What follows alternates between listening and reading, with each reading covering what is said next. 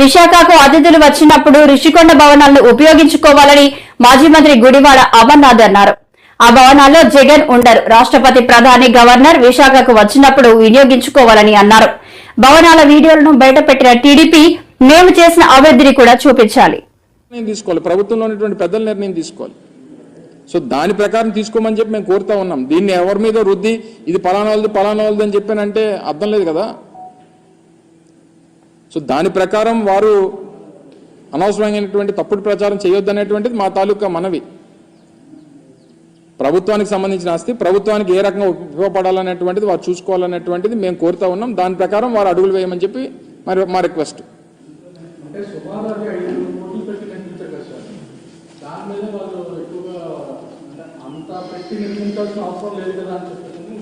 ఇప్పుడు ప్రాజెక్టులకి ఎంతెంత ఖర్చు అవుతాయమ్మా? ఒక ప్రాజెక్టుకి ఒక రకమైనటువంటి ఎక్స్పెండిచర్ ఉంటుంది.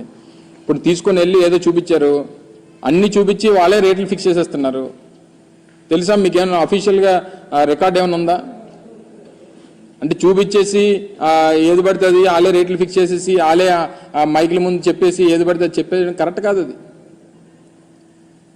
ఇప్పుడు ఏ నిర్మాణం చేపట్టినా ఇప్పుడు చంద్రబాబు నాయుడు గారు 2014-19 మధ్యలో అమరావతి దాంట్లో తాత్కాలిక భవనాలు కట్టారు. ఎంత ఖర్చు అయింది అనుకున్నాం? స్క్వేర్ ఫుట్కు 10,000 రూపాయలు తాత్కాలిక భవనాలకి. దగ్గర 7,000 కోట్ల రూపాయలు కేవలం సచివాలయం, అక్కడ ఉన్నటువంటి మన హైకోర్టు, రెండోదేమో అసెంబ్లీ, ఆ సీడ్ యాక్సెస్కి 7,000 కోట్ల రూపాయలు ఖర్చు పెట్టారు.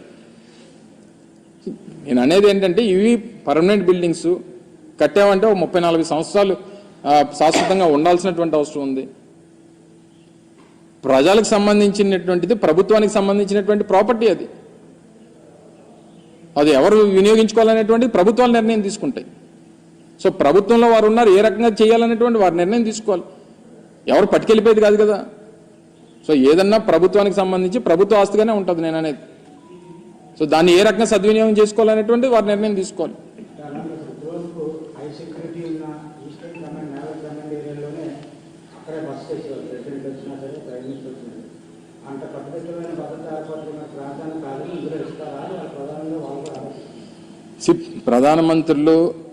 ప్రధానమంత్రి గారు కానీ రాష్ట్రపతి గారు కానీ ఎక్కడున్నా వారి ప్రోగ్రామ్స్కి వచ్చినప్పుడు వాళ్ళ ఆధీనంలో ఉంటారు.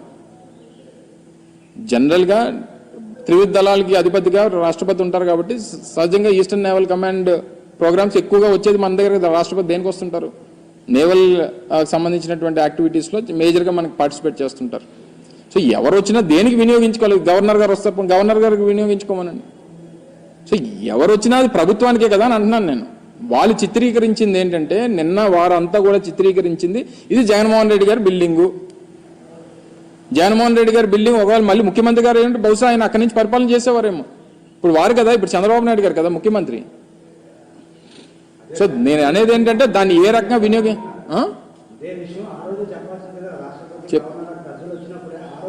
ఆ రోజు మా ప్రభుత్వ విధానం విశాఖపట్నం నుంచి పరిపాలన చేయాలనేటువంటిది మా ప్రభుత్వ విధానం.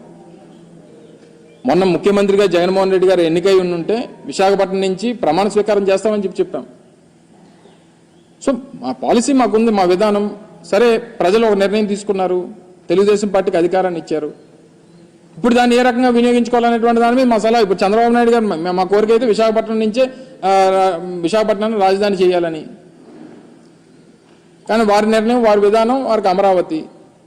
సో ఏదేమైనప్పటికీ వారి నిర్ణయంలో మార్పు ఉంది కాబట్టి, లేదా వారి విధానంలో వారికి వేరే విధానం ఉంది కాబట్టి, మార్పు అనే దానికన్నా వారికి ఒక విధానం వేరే ఉంది కాబట్టి, సో ఇప్పుడు దాన్ని మా తాలూకు సజెషన్ అది. దాన్ని ఏ రకంగా వినియోగించుకోవాలనేటువంటిది వారి ఇష్టం. ఒకవేళ మేమే అధికారంలోకి వచ్చింటే మా గతంలో మా అధికారులు చెప్పినట్టుగా, వారు సూచించినట్టుగా ముఖ్యమంత్రి గారు అక్కడి నుంచి పరిపాలన చేసేవారు. మా విధానం అది. సో ప్రజాస్వామ్యం, దీనికి ఒక నిర్ణయం వచ్చింది, ప్రజల నుంచి ఒక తీర్పు వచ్చింది, తీర్పు ప్రకారం వారు అధికారంలోకి వచ్చారు, వారి విధానాలు ఒకటి ఉన్నాయి, వారి విధానాల ప్రకారం చేస్తారు. మా తాలూకు